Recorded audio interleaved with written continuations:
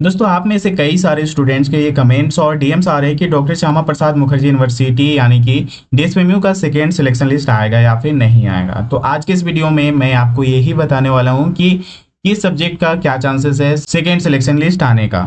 ठीक है, उसके लिए यहाँ पर जो सिलेक्शन लिस्ट है और जो सीट मैट्रिक्स है उन सभी को एनालिसिस करेंगे और ये समझने का कोशिश करेंगे, जानने का कोशिश करेंगे कि किस सब्जेक्ट का सेकेंड सिलेक्शन लिस्ट आ सकता है और किसका नहीं। ठीक है, तो बस वीडियो को एंड तक जरूर देखना और अच्छे से समझने का कोशिश करना। आपको समझ में आ जाएगा कि जो सब्जेक्ट है जिसमें आप एडमिशन लेना चाहते हो उसका सेकेंड सिलेक्शन लिस्ट आएगा या फिर नहीं आएगा। ठीक है, जो भी चीजें सबके बारे में बात करेंगे। चलिए वीडियो स्टार्ट करते हैं, लेकिन उससे पहले अगर आप चैनल पे नए हो तो चैनल को जरूर सब्सक्राइब कर लेना और साथ ही इस वीडियो के डिस्क्रिप्शन में हमारे व्हाट्सएप ग्रुप का लिंक है और इंस्टाग्राम पेज का भी लिंक देखने को मिलेगा, जाकर के ज्वाइन कर लेना, फॉलो कर लेना लेटेस्ट अपडेट्स के लिए। ठीक है, तो चलिए वीडियो स्टार्ट करते हैं और बात करेंगे कि कौन कौन से सब्जेक्ट के सेकेंड सिलेक्शन लिस्ट आने की चांसेस हैं। तो उसके लिए जो है यहाँ से कुछ सिलेक्शन लिस्ट हम डाउनलोड कर लेंगे और साथ ही जो सीट मैट्रिक्स है वो भी डॉक्यूमेंट यहाँ पर डाउनलोड करेंगे।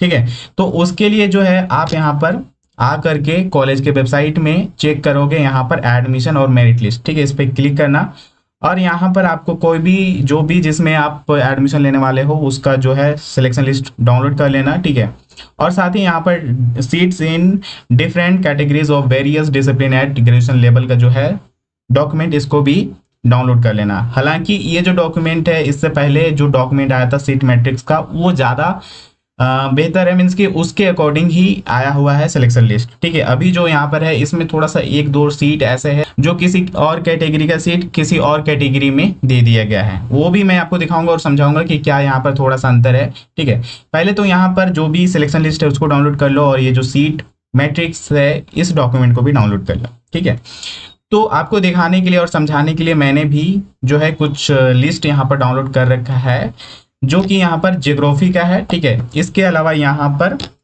मैथमेटिक्स का है। ठीक है, इन दोनों जो सिलेक्शन लिस्ट है इन दोनों के थ्रू मैं आपको समझाने का कोशिश करूंगा कि कौन कौन सा सब्जेक्ट का जो है सेकेंड सिलेक्शन लिस्ट आ सकता है और किसका नहीं। तो बस ध्यान से देखना। ठीक है, तो इसके अलावा मैंने यहाँ पर जो है ये जो सीट मैट्रिक्स है ये पहले वाला जो 6 जुलाई को आया हुआ था, इसके अलावा जो अभी 11 जुलाई को यहाँ पर सीट मैट्रिक्स का जो है लिस्ट आपके सामने दिया गया है वो ये है।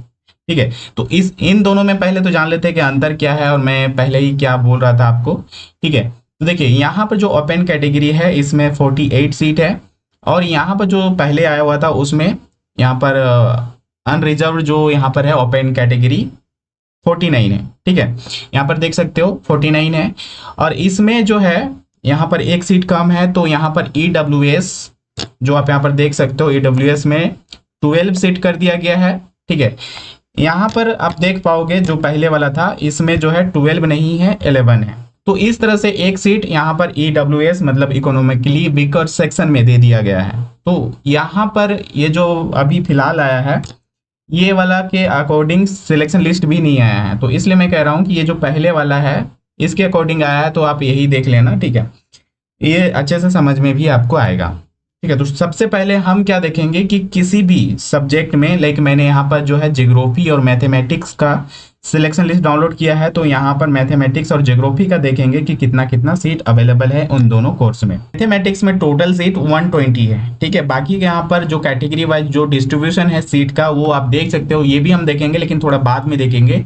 अभी जो टोटल सीट है ज्योग्राफी में 70 है और मैथमेटिक्स में 120 है। पहले ये देख लेते हैं। ठीक है, ये क्यों देख रहे हैं, क्योंकि हम ये देखना चाहते हैं कि जो सिलेक्शन लिस्ट आया है उसमें कितने स्टूडेंट का सिलेक्शन हुआ है, क्या सीट जितने हैं उतने हुए हैं या फिर नहीं हुए हैं। ठीक है, अगर इसमें सीट अवेलेबल होगा, क्योंकि जो जितने सीट है उससे तो अधिक जो है एडमिशन लिया नहीं जा सकता है। ठीक है, तो अगर सीट से कम यहाँ पर सिलेक्शन हुआ रहेगा तो हम ये जो है यहाँ पर अनुमान लगा सकते हैं कि फिर उस सब्जेक्ट में सेकेंड सिलेक्शन लिस्ट आएगा और जिसमें सीट यहाँ पर जितने हैं अगर उतना का यहाँ पर सिलेक्शन हो चुका रहेगा तो उम्मीद बहुत कम है, मतलब कि बहुत ही कम है कि जो है सेकेंड सिलेक्शन लिस्ट आएगा उस सब्जेक्ट में। तो इसीलिए पहले जो है टोटल सीट यहाँ पर देखते हैं, फिर सिलेक्शन लिस्ट में ये देखेंगे कि उतने सीट के लिए सिलेक्शन हुआ है या फिर नहीं। ठीक है, अगर उतने का हो गया रहेगा यहाँ पर पता चल जाएगा हमें कि उसमें फिर सेकेंड सिलेक्शन लिस्ट आने की चांसेस जो है यहाँ पर कुछ 1% 2% ही रहेगा। ठीक है। तो यहाँ पर हमने जो है देख लिया, ज्योग्राफी में 70 है और मैथमेटिक्स में 120 सीट है। तो सबसे पहले अगर हम देखें मैथमेटिक्स का, तो मैथमेटिक्स में यहाँ पर टोटल हमने क्या देखा कि 120 सीट है। तो यहाँ पर हम ये भी देखेंगे कि ये जो सिलेक्शन लिस्ट है इसमें 120 स्टूडेंट हैं या फिर नहीं है। तो सबसे पहले ये देख लेते हैं, फिर बाद में कैटेगरी वाइज देख लेंगे। तो इसके लिए हम यहाँ पर जो भी जितने भी कैटेगरी हैं सभी का जो सिलेक्शन लिस्ट है उसको यहाँ पर काउंट कर लेते हैं। तो यहाँ पर ओपन कैटेगरी यानी कि यूआर कैटेगरी में टोटल यहाँ पर 49 है। ठीक है, आप यहाँ पर देख सकते हो कि 49 टोटल है। ठीक है, इसके अलावा अगर हम यहाँ पर देखें ईडब्ल्यूएस कैटेगरी में यहाँ पर टोटल आप देखोगे तो यहाँ पर देखने को मिल जाएगा 11 स्टूडेंट। ठीक है, 11 है। तो जो 49 है और 11 इसको भी सबको ऐड करते चलेंगे, लास्ट में कर लेंगे। एसटी में है यहाँ पर टोटल 18 सीट। ठीक है, 18 नहीं सॉरी यहाँ पर 31 सीट है। ठीक है, इसके बाद अगर हम देखें एससी कैटेगरी में, तो एससी कैटेगरी में टोटल यहाँ पर 12 सीट है। ठीक है, 12 स्टूडेंट का यहाँ पर सिलेक्शन हो चुका है। बीसी 1 में यहाँ पर 10 और इसके बाद यहाँ पर बीसी 2 में टोटल 7 स्टूडेंट्स का सिलेक्शन हुआ है। तो ये जो है टोटल इतने स्टूडेंट्स का सिलेक्शन हुआ। अगर हम इसको काउंट करें तो टोटल काउंट करने पर यहाँ पर 120 स्टूडेंट्स का सिलेक्शन हो चुका है, ये हमें पता चल गया। ठीक है, अब यही चीज हम देखते हैं दूसरे सब्जेक्ट यानी कि ज्योग्राफी में। ठीक है, तो यहाँ पर ज्योग्राफी का निकाल लिए हैं और यहाँ पर देख सकते हैं ओपन कैटेगरी में टोटल यहाँ पर आपको 25 देखने को मिल जाएगा। ठीक है, और ईडब्ल्यूएस में 3, एसटी में यहाँ पर 18। ठीक है, इसके अलावा एससी में यहाँ पर आपको 7 और बीसी 1 में यहाँ पर आपको 6 और बीसी 2 में यहाँ पर टोटल 4 और सीयूटी से यहाँ पर टोटल 7 स्टूडेंट्स का सिलेक्शन ऐसा कुछ दिखाया है। अगर इसको टोटल हम करें तो टोटल हो रहा है यहाँ पर 70 स्टूडेंट।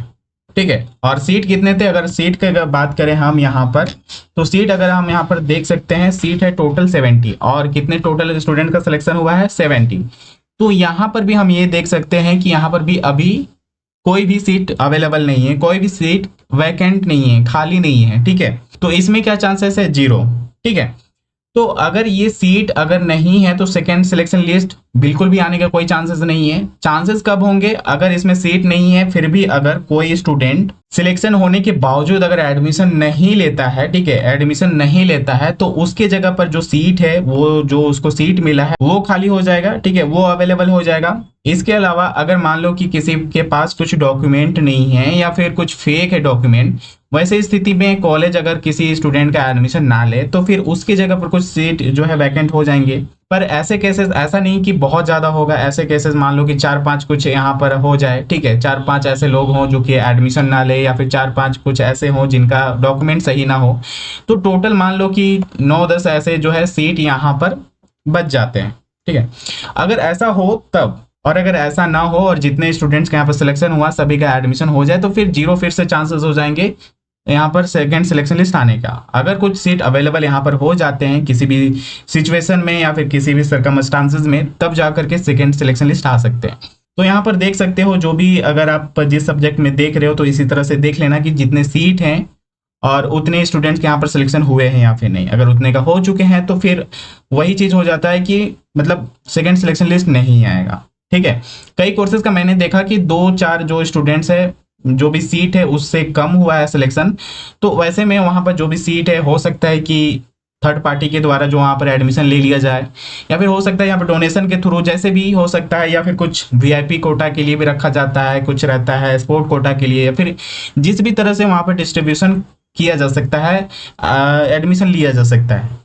ठीक है, तो इस तरह से हम एनालिसिस कर सकते हैं किसी भी सब्जेक्ट का। अगर आप चाहो तो इसी तरह से कर लेना कि जितने सीट हैं उतने स्टूडेंट्स का सिलेक्शन हुआ या फिर नहीं। अब कई लोग ये भी कहेंगे कि यहाँ पर जो एडमिशन काउंसलिंग के लिए जो शेड्यूल आया है, ठीक है, इसमें ये बताया गया है कि सेकेंड राउंड एडमिशन के लिए यहाँ पर 19 जुलाई को सेकेंड शेड्यूल जारी किया जाएगा। देखिए यहाँ पर ये नहीं कहा गया है कि सेकेंड सिलेक्शन लिस्ट आएगा। ठीक है, जरूर ऐसा है कि जब यहाँ पर जो एडमिशन के लिए काउंसलिंग होंगे 13 से 15 तक, तो हो सकता है कि कुछ एडमिशन ना लें, जैसा कि मैंने बताया कुछ सर्कमस्टांसेस उसके अकॉर्डिंग अगर कुछ लोग नहीं पहुंचे एडमिशन लेने के लिए तो सीट वगैरह बचेगा। ठीक है, तो उसके लिए सेकेंड सिलेक्शन लिस्ट 19 जुलाई को आएगा। तो ये जरूरी नहीं कि यहाँ पर सभी सब्जेक्ट के लिए सेकेंड सिलेक्शन लिस्ट आए, हो सकता है कुछ ऐसे कोर्सेज हों जिसका डिमांड ज़्यादा नहीं हो या फिर जिसमें एप्लीकेशन ज़्यादा नहीं आया हो, तो उसमें कुछ सीट बच सकता है। ठीक है, क्योंकि एक राउंड में सभी का यहाँ पर एडमिशन लेना या फिर काउंसलिंग करना पॉसिबल नहीं है, इसलिए यहाँ पर 2 राउंड में काउंसलिंग किया जा रहा है, ठीक है। और बाकी ये भी होता है कि कई बार कई सारे सब्जेक्ट में होगा ही कि सीट कुछ ना कुछ बचेंगे ही, तो उसके लिए फिर यहाँ पर 19 जुलाई को शेड्यूल आएगा, सिलेक्शन लिस्ट आएगा, सेकेंड सिलेक्शन लिस्ट। लेकिन मैं बार बार आपको बोल रहा हूँ कि जिसमें जितने सीट हैं और उतने में जो है सिलेक्शन हो चुका है ऑलरेडी, तो उसमें कम चांसेस है, तो उन सभी सब्जेक्ट का यहाँ पर आने की संभावना नहीं है, या फिर कुछ 10%, 5%, 2%, 1% ऐसी संभावना है। बाकी उम्मीद है आप सभी को समझ में आ गया होगा कि यहाँ पर सेकेंड सिलेक्शन लिस्ट आने की क्या चांसेस है।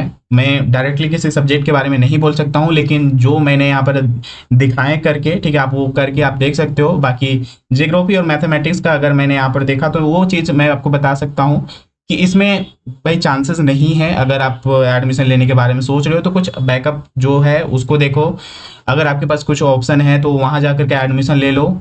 सब्जेक्ट चेंज करना है, जो भी करना है वो कर सकते हो। अदरवाइज अगर आप इसके भरोसे रहोगे तो फिर आपका 1 साल बर्बाद होना निश्चिंत है। आपने देख ही लिया हो यहाँ पर लिस्ट, कैसे चेक करना है चेक कर लेना, और बाकी अपना ऑप्शन और बैकअप के बारे में ध्यान देना, ठीक है। बाकी और भी इसी तरह का कुछ भी डाउट्स हो, कुछ भी दिक्कत हो तो कमेंट सेक्शन में जरूर करना, कोशिश करूंगा उस पर वीडियो लाने का, ठीक है। बाकी आज के वीडियो में इतना ही, मिलते हैं और भी इसी तरह के हेल्पफुल और इन्फॉर्मेटिव वीडियोस के साथ। तब तक के लिए बाय बाय, टेक केयर।